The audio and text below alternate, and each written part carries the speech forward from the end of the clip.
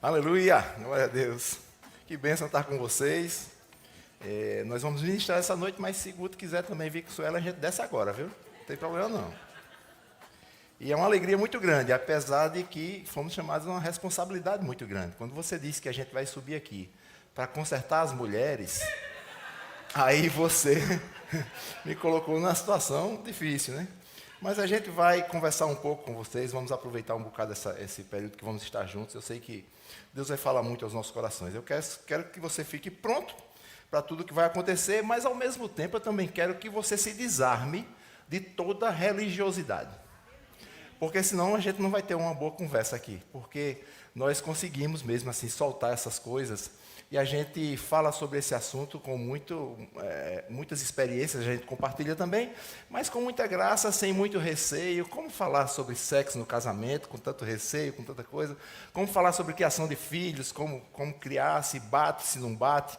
A gente tem que ter uma graça para isso, mas eu quero contar com você também, para que você fique desarmado, tá certo? Combinado? Rielma, que prazer revê-la, Rielma. A gente se viu juntos na igreja. Cantava na igreja. Não sei se vocês sabem, ela canta também, viu? Não sei se ela já se aposentou. Não sei se ela se aposentou, mas ela cantava lá na igreja.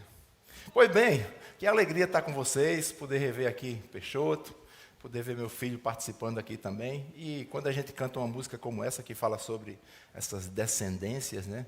E Deus abençoando a nossa descendência, como é bom poder ver um filho envolvido, poder ver a criação do neto, e a gente sabe que essa sequência ela vai continuar. E Deus participa sempre plenamente, porque tem espaço para participar. Então, Aguinaldo Júnior é meu nome. Adrina. Isso, nós temos 38 anos de casados. Chega, silenciou. Não é brincadeira não, cara, é luta, mas a gente vai vencendo. Eu costumo dizer que o casamento é uma arte, né? E é uma arte ninja, que você tem que entrar sabendo que você tem que ser muito bom para desenvolver tudo que tem que desenvolver e passar por todas as barreiras e celebrar juntos depois que passa pelas barreiras. Essa é a sequência do casamento mesmo. Mas casamento é bem interessante, que começa aí duas pessoas que se olham num dia, uma tarde, e aí a gente começa a paquerar, e aí começa aquele interesse de namorar. Nessa época a Adrina tinha apenas 12 anos, quando eu comecei a botar nós chamamos na Paraíba, olho gordo. Eu comecei a botar um olho gordo lá para o lado dela, e a gente começou a se olhar assim, mas ela muito nova, eu também muito novo. Só que aos 20 anos de idade, a Adrina com 16, a gente resolve namorar. E olha só que coisa, porque acho que você ainda tinha 15 nessa época, né? A gente muito novo, sem muita experiência. Deixa eu fazer uma observação para vocês também. Além da religiosidade que a gente vai ter que soltar essa noite, eu quero falar para vocês também que eu sou de Alagoa Grande. Alagoa Grande é uma cidade lá na Paraíba, existe, está no mapa, pequenininha, mas está no mapa. É a terra de Jacques do Pandeiro e Aguinaldo. Ele morreu, eu saí, eu não sei se tem alguém na cidade ainda. Mas por ser da Paraíba e do interior da Paraíba, como a Adrina também, a gente acaba usando alguns termos que pode chocar você pelo fato de não entender o termo. Então, a gente vai combinar uma coisa, você vai anotar, se porventura tiver algum termo que a gente fala aqui que você não entende, e aí depois você me pergunta, eu traduzo para você, e a gente fica tudo falando a mesma língua, tá certo? Falo isso porque já tive o grande constrangimento de ministrar no encontro de casais lá em Bauru com a Adrina, e um momento eu estava falando sobre o começo do dia, e como ela se acordava, né? A Adrina acorda, e eu dizendo que ela acordava assanhada todos os dias. Assanhada na Paraíba é só um cabelo que está fora do lugar. Assanhada em Bauru, meu Deus do céu. E o pessoal olhou para mim, todo dia já tinha marido futucando a mulher. Olha aí, tá vendo? Você precisa ser fervorosa também. Lá é outra coisa. Então, se aparecer alguma palavra que você não entendeu muito bem, guarda aí. É porque o que para você é axila, para mim é sovaco, mas vai chegar no mesmo canto. Nós não somos a família perfeita para estar aqui, não pelo fato de estar aqui, mas porque não existe a família perfeita.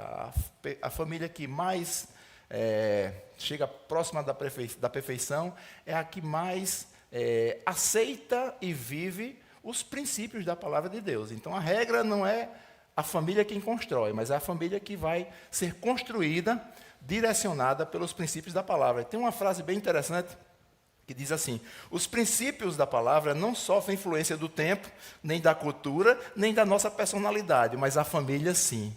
Então a palavra ela não muda. O que a palavra diz sobre isso? É isso que tem que nortear a nossa vida. E a gente começa um relacionamento, obviamente, enfrentando várias dificuldades. Primeira grande dificuldade de um relacionamento: duas famílias totalmente diferentes, que se juntam duas pessoas com criações diferentes, com pensamentos diferentes. Lá em casa, por exemplo, na minha casa, dos meus pais. Meu pai, minha mãe, eu e meu irmão. Pronto, acabou a família.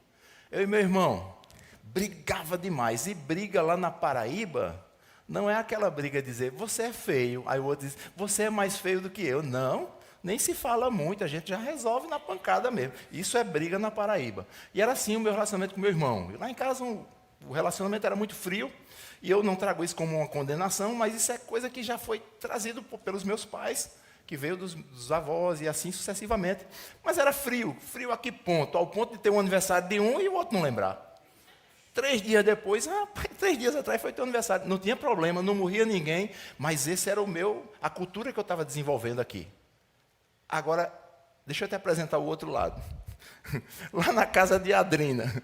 Meu Deus do céu, o pai e a mãe, 7 filhos. Na Paraíba a gente diz que depois que passa de 5, a nomenclatura é mundiça. Tinha 7 lá, gente demais. Como era o relacionamento? Tudo vivia se agarrando, se beijando. Eu estranhava demais. Era um eu te amo para lá, eu te amo para cá. Eu ficava vendo aquilo tudo.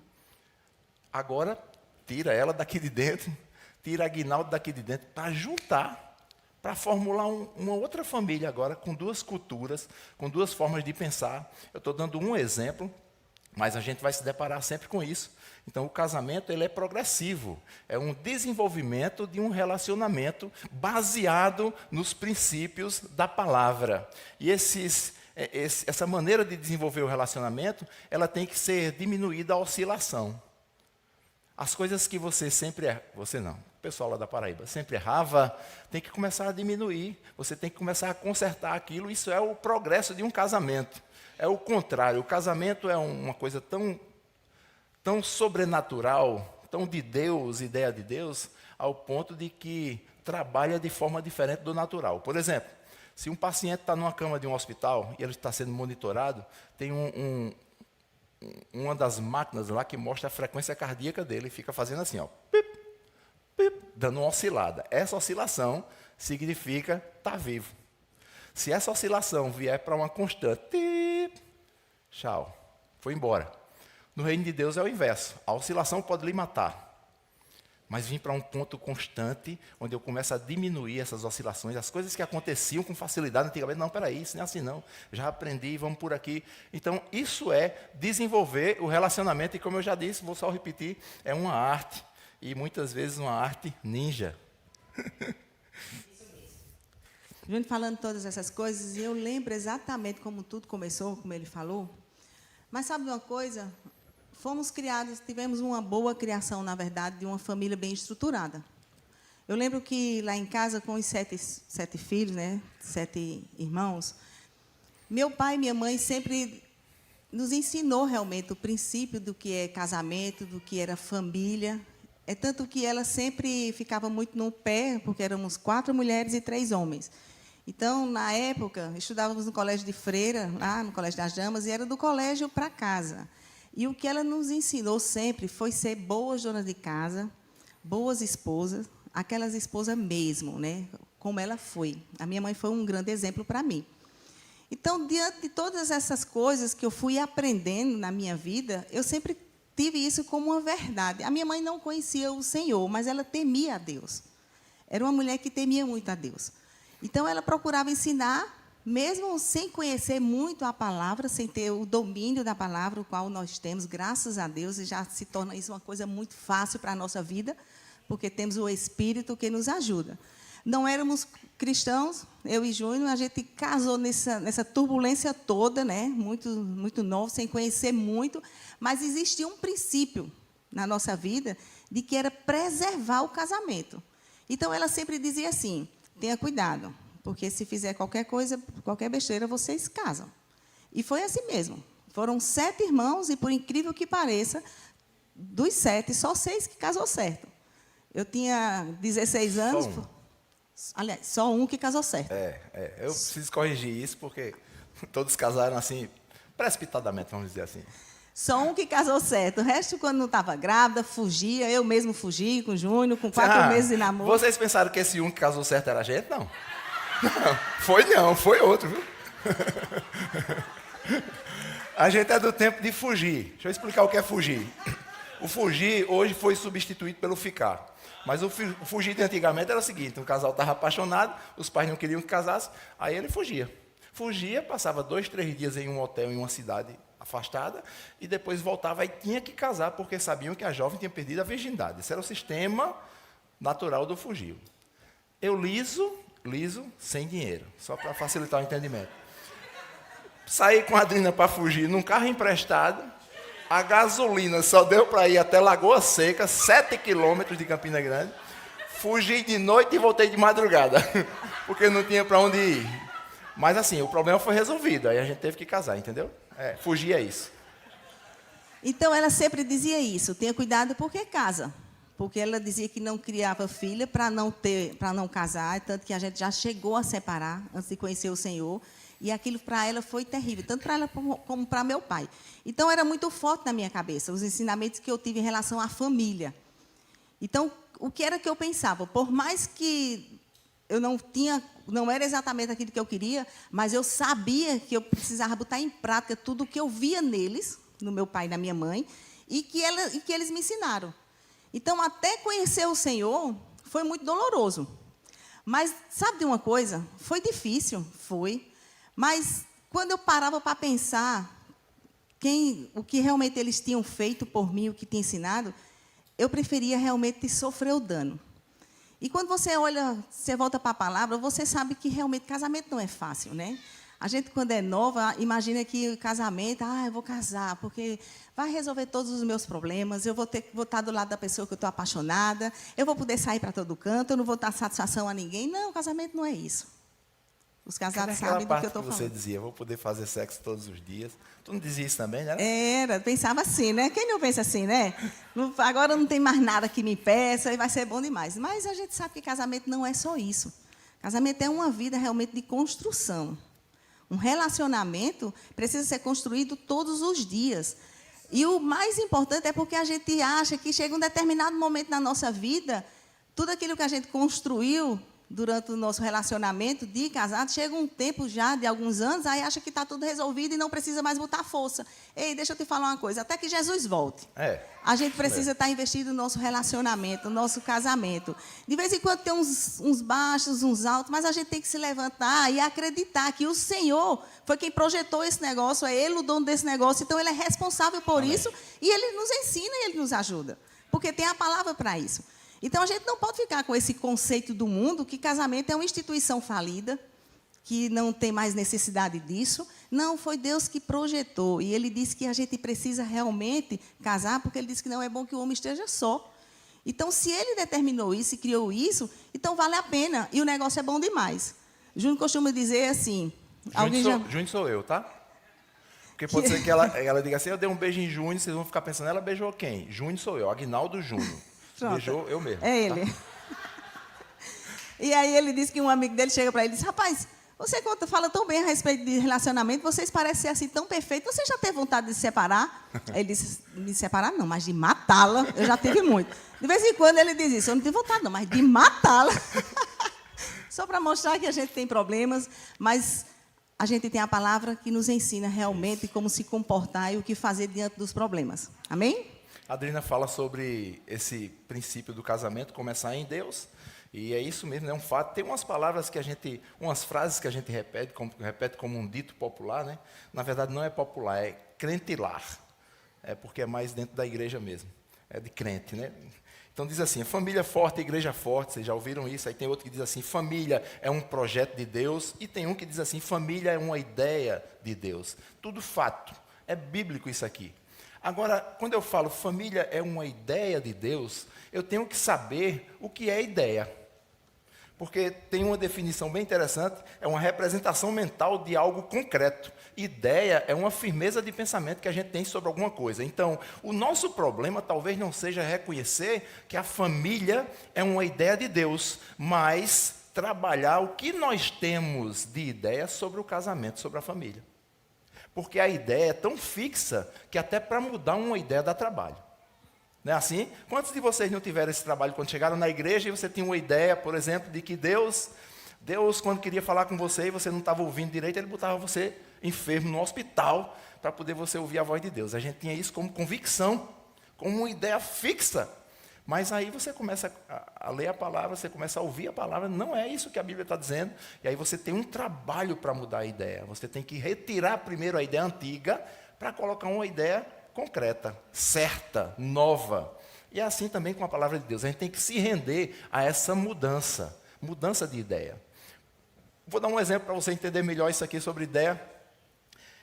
Lá na Paraíba se fala muito isso, eu acho que no Brasil todo, se vocês já vieram de lá, sabem disso também. Quantos já ouviram aqui, por exemplo, que manga com leite faz mal, ofende, dá disenteria, vulgo caganeira, até esse negócio todo.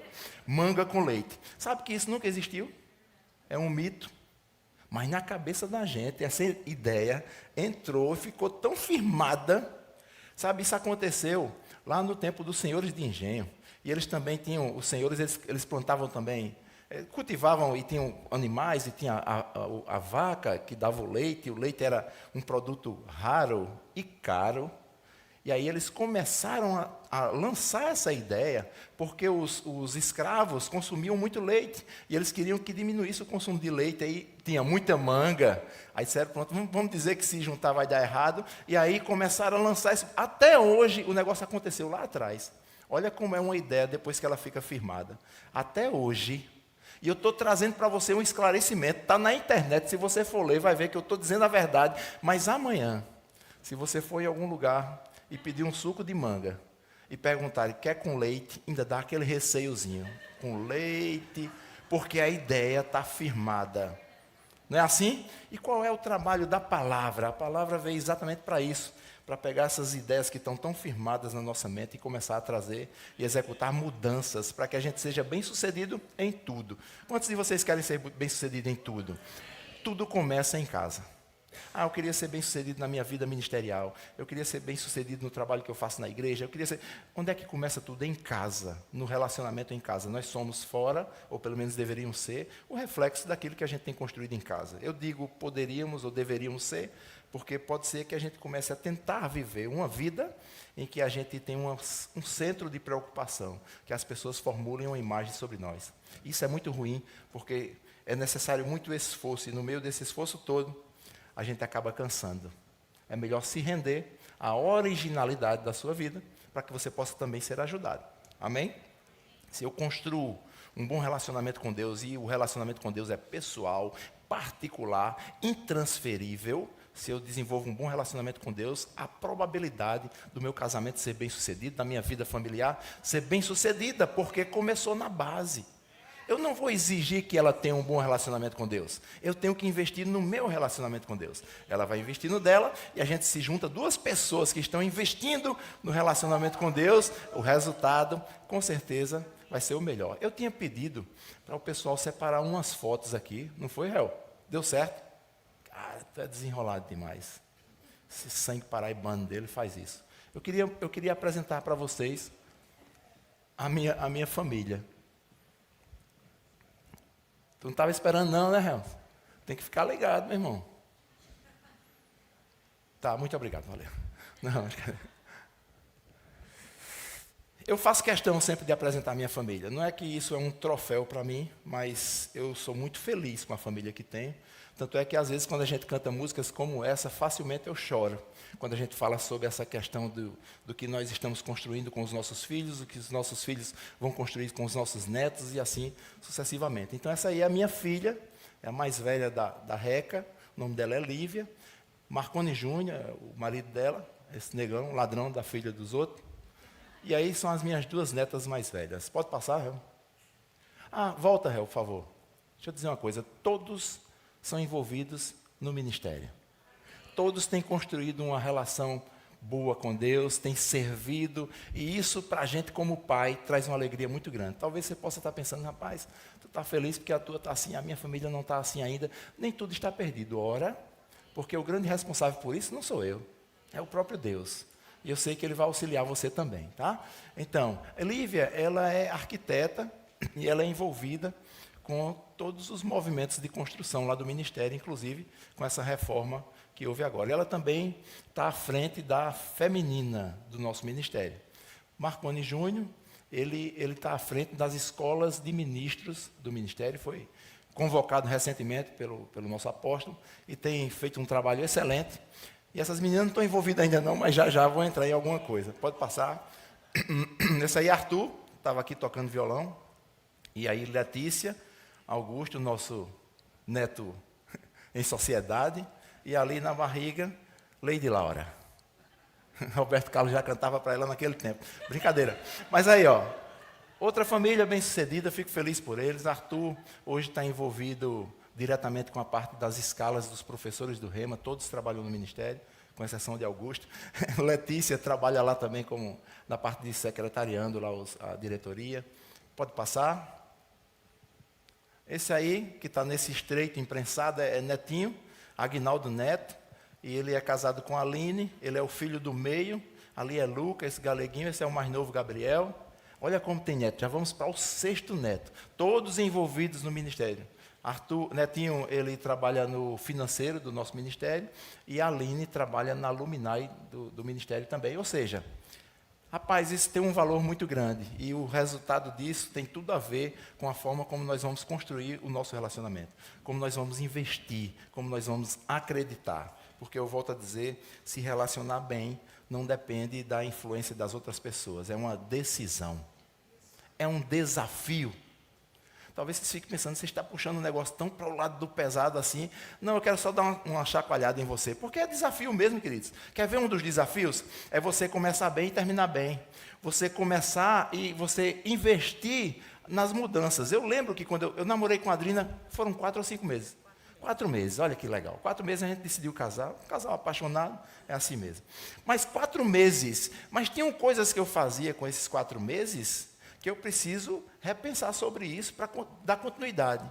Tipo assim, não precisa mais eu estar investindo em dizer para minha esposa, eu te amo, porque eu já estou casado há 38 anos. Quem disse isso? Só pode ter sido da parte do Satanás. Diga, a não ser que você esteja com receio de dizer. Porque quando a gente diz que ama a outra pessoa, 2 coisas acontecem. Primeira, ela já sabe. Você está com as suas palavras confirmando alguma coisa que você já fez pelas suas ações. Olha que lindo. Segunda coisa, ela não sabe, você está mentindo. Ela sabe que você está mentindo. Que você deve estar querendo alguma coisa mais tarde. Mas aquilo que você está dizendo não é fato. Por quê? Porque as suas ações não estão batendo com aquilo que você está dizendo. Então, essas coisas estão valendo ainda. O que é que eu tenho que fazer para dizer para ela, eu te amo? Olha para mim que eu estou dizendo de verdade agora. Eu te amo. Isso. Eu digo com firmeza. Por quê? Porque eu sei como é que a gente está vivendo no nosso dia. Vão ter falhas? Vão. Mas eu não vivo pelas falhas, eu vivo pelos acertos. As falhas vão ser consertadas. Eu posso chegar para minha esposa hoje e dizer, eu te amo. Amém? Então, está valendo ainda, queridos. Olhar nos olhos e dizer, eu te amo. Quantos casados tem aqui? Levanta a sua mão. Deixa eu dizer mais uma coisa que está valendo. Beijo na boca, lembram disso? Isso, está valendo ainda, queridos. Não, mas eu estou casado há tanto tempo, a gente tem uma correria tão grande. Cuidado, se está correndo, pare, porque não dá para beijar correndo. Mas pare, tem umas coisas que eram feitas no começo que não podem ser esquecidas. Tem que continuar sendo alimentadas. Dá presente. Aleluia. Maridão, dê presente à sua esposa. Olha como elas ficam felizes, está vendo? Isso é um sinal de que você tem que começar a pensar sobre isso. Mas sabe uma coisa? Esposas, e vocês? Ah, não, mas isso é só ele que tem que fazer. Não, tem uma parte que é de vocês mesmo. Daqui a pouco a Adriana vai falar um pouco mais sobre isso. Mas sabe, queridos, tem que continuar fazendo essa expressão. Né? Expressão, você está fazendo uma ação que está falando sobre aquilo que você sente. Presentear, mesmo que você erre no presente. Mas faça isso, porque presentear mulher é difícil. É difícil, é muito difícil. Presentear homem é fácil demais. Se ele gosta de futebol, dê uma chuteira. Acabou. Não é assim, tudo é fácil com homem. Com mulher é tudo um pouco mais complexo. Então, eu lembro que uma vez, quando a gente namorava, eu fui decidir dar um presente à Adrina, e aí fiz um estudo, uma introspecção mental para descobrir o que seria melhor para dar de presente para ela. Eu comecei a pensar, disse, rapaz, está difícil demais. Eu pensei, rosa, toda mulher gosta de rosa. Parecia legal o pensamento. Aí, o pensamento humano, essas são as diferenças, por isso que a gente se completa. Diferença não é para competir, é para completar. Amém? E aí eu comecei a pensar, né? O homem pensando, disse, cara, eu vou dar rosa, beleza. Mas, quando eu comprar essas rosas para dar a ela, ela vai receber com muita alegria e vai colocar num vaso com água. O processo é esse. E vai ficar ali achando bonita, só que com uma semana, vai começar a murchar. E vai arriar, e vai começar a cair as pétalas, e ela vai jogar fora aproximadamente com 15 dias. Eu digo, cara, como é que pode isso? Aí, pum, a grande ideia. Vou comprar de plástico. Por quê?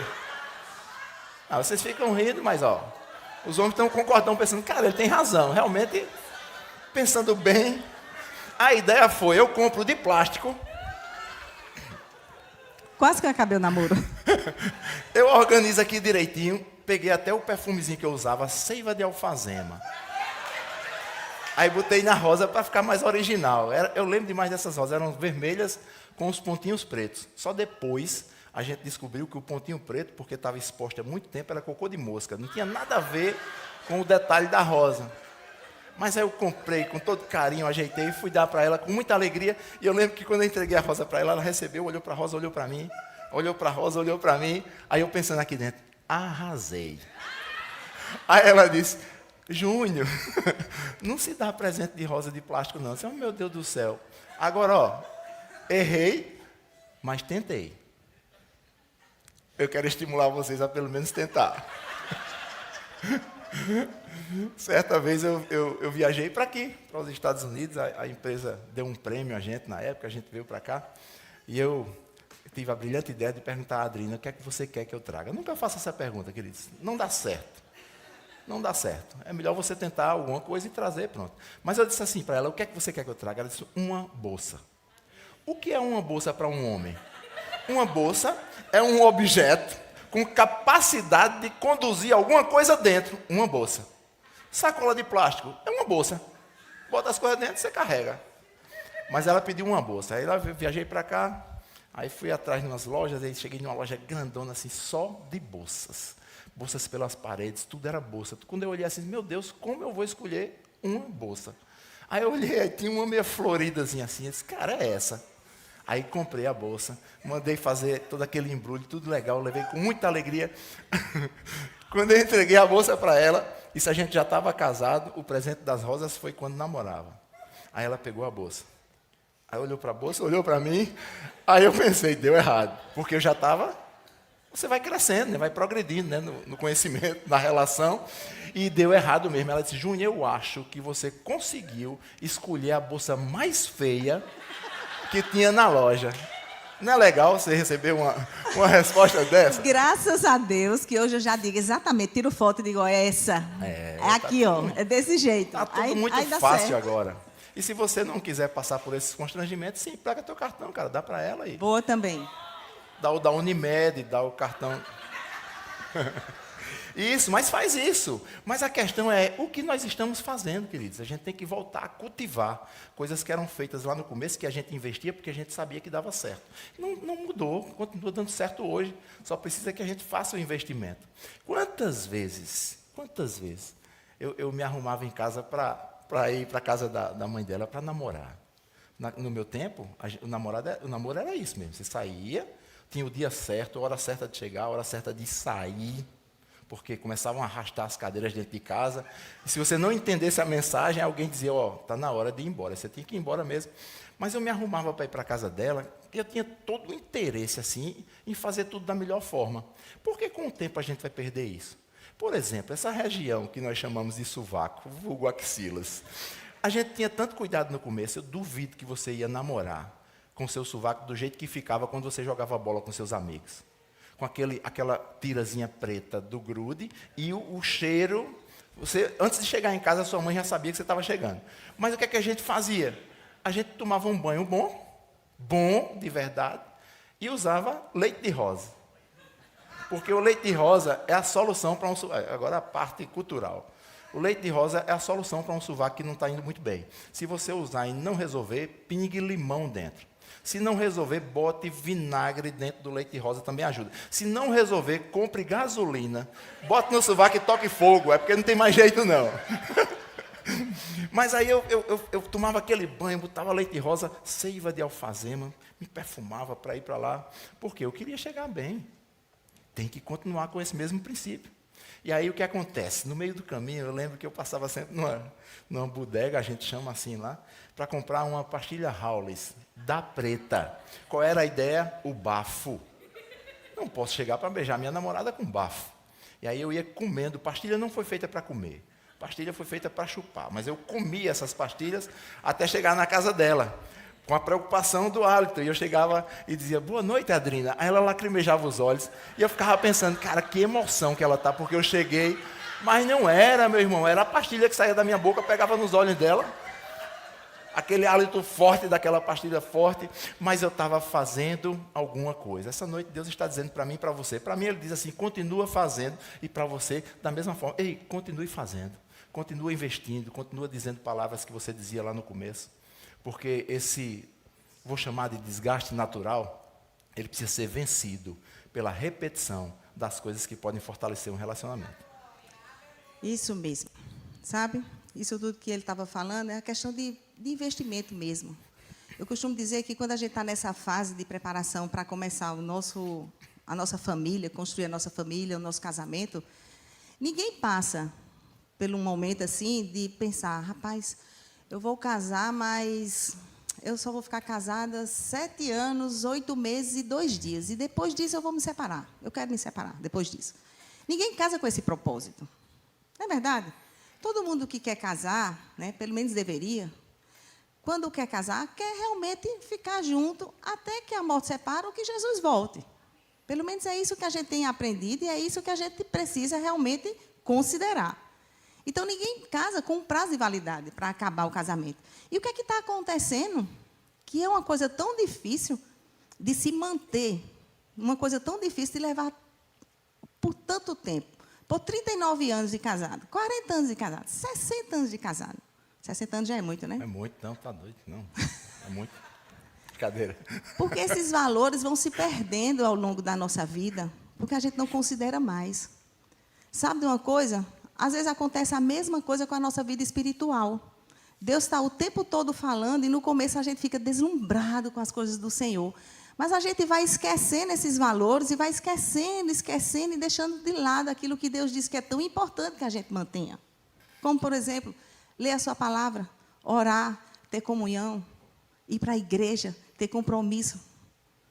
E a gente vai esquecendo e as coisas daqui a pouco estão dando uns tumultos, está acontecendo um negócio diferente e a gente começa a culpar alguém.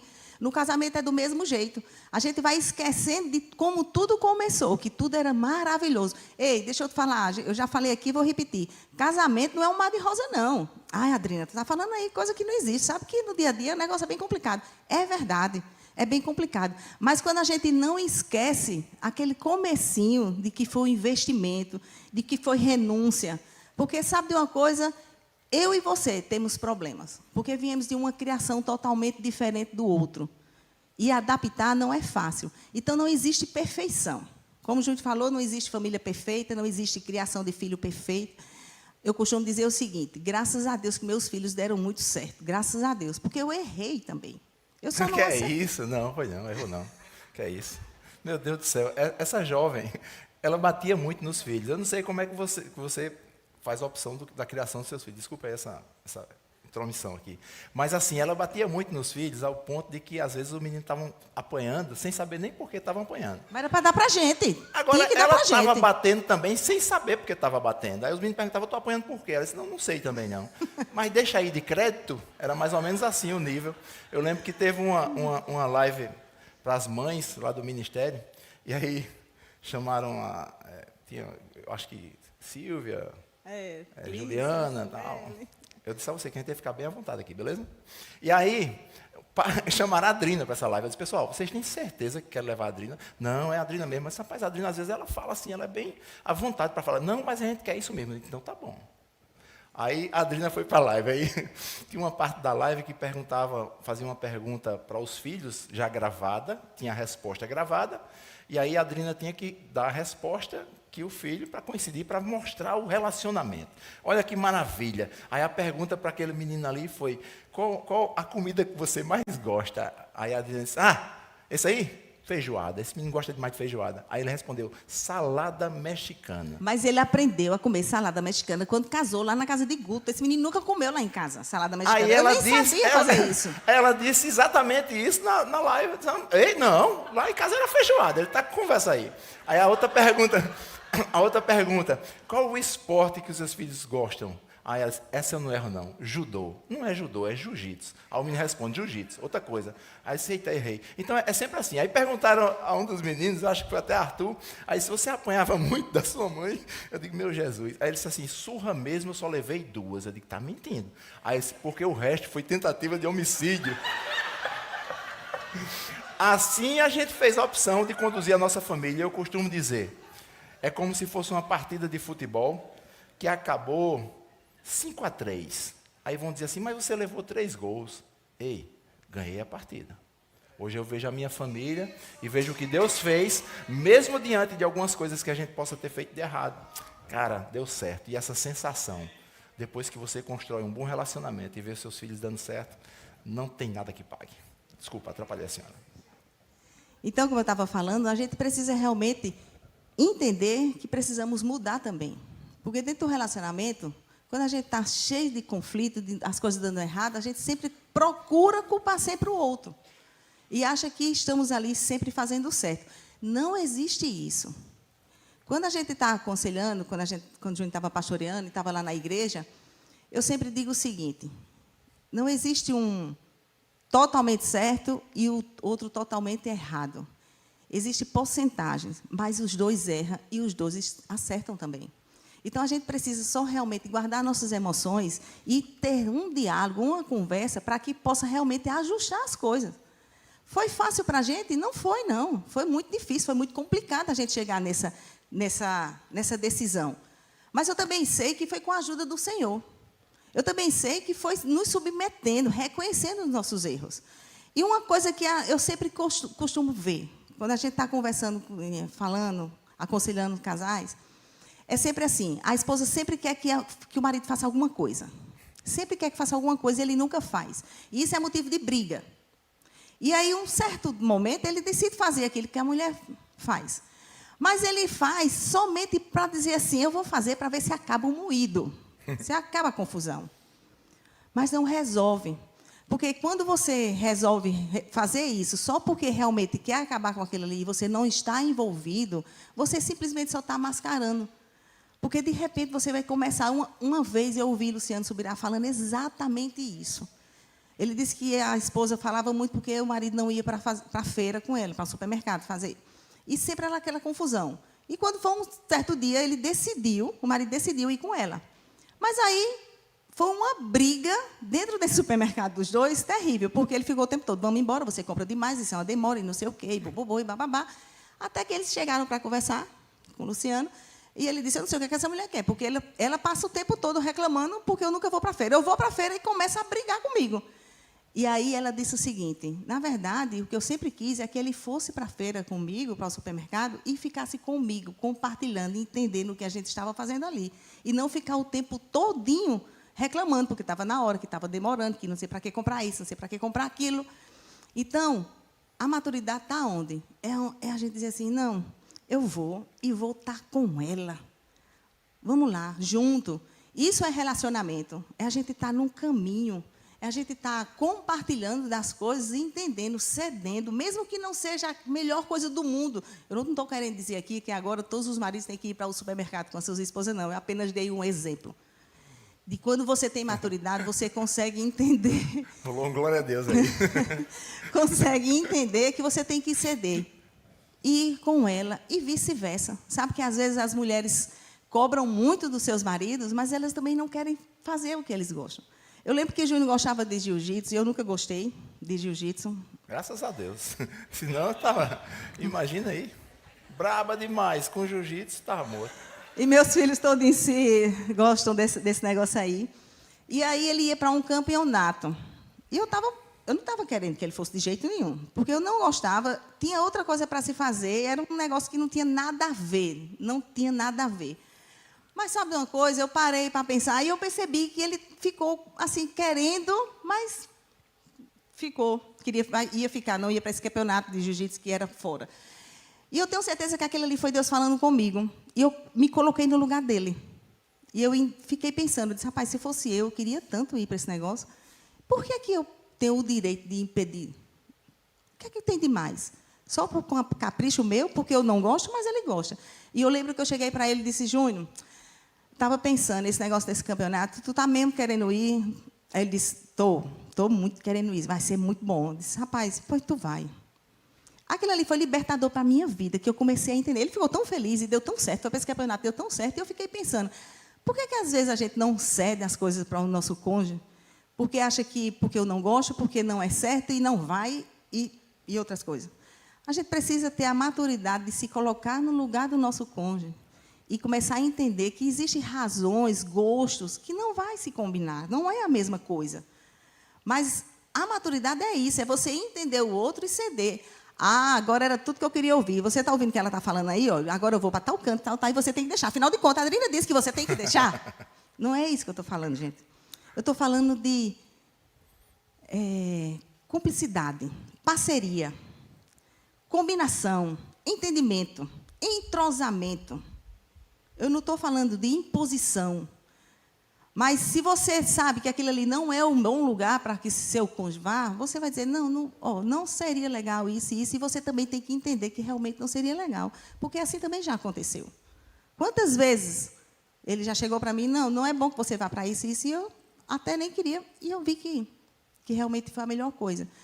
Então, a gente precisa realmente dar continuidade ao nosso relacionamento para que a gente possa viver dias, para que os nossos filhos possam ver na nossa vida como o maior exemplo.